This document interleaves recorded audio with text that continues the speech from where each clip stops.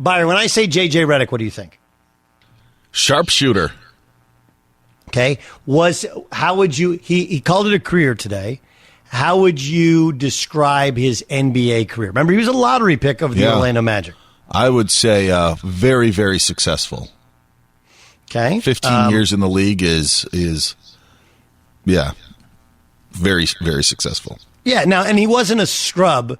Like, it wasn't like he was like one of those guys like, man, whatever, like JJ Redick. Like, no, he actually had some really good years in the NBA. Like, I think what throws people off is that he was the 11th pick of the draft, right? That he was a lottery pick. So when you hear he's a lottery pick, you're like, wow, like, was JJ Redick ever an all-star? The answer is no.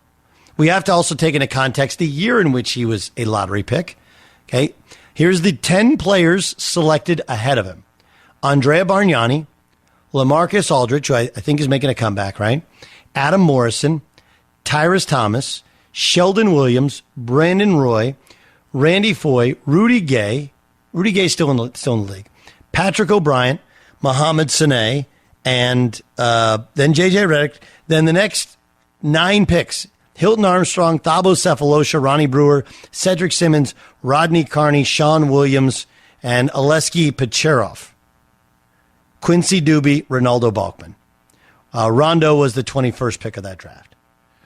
Now, here's what I said earlier on in the day. I said, like, look, if you look at the entirety of the draft, the entirety of the rest of that draft, you will the only other names you'll see guys still in the league: Paul Millsap, PJ Tucker was the 35th pick, which is a second-round pick. Obviously, you have Rondo, who's still in the league now, back with the Lakers. And then you have Kyle Lowry, who was selected behind Rondo at 24th. Kyle Lowry is the only player taken after J.J. Redick, in my opinion, to have a definably better career than J.J. We can go back and forth about Rondo. Rondo had some really bad years where he didn't fit in. When he was at his best early in his career, it's hard to tell how good he was because he did have 4 Hall of Famers with him. They were built to win, and he was kind of the perfect guy because all he did was pass, defend, rebound, didn't look to shoot the basketball, and it was fine.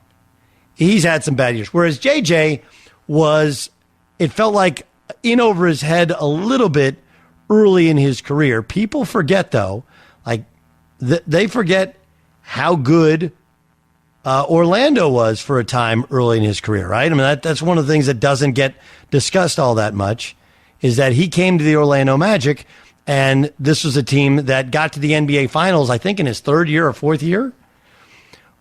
So obviously they lost. They lost to the Lakers, and he was basically a bench player. He played like 20-something minutes a game, and then when he played 30 minutes a game, he led the league in three-point shooting 1 year, percentage-wise. And he averaged 16, 17, even 18 a game at one point in time in his career. Like, he had a really good career. This is the statement. 1, way better than anyone could have thought. Way longer than anyone could have thought.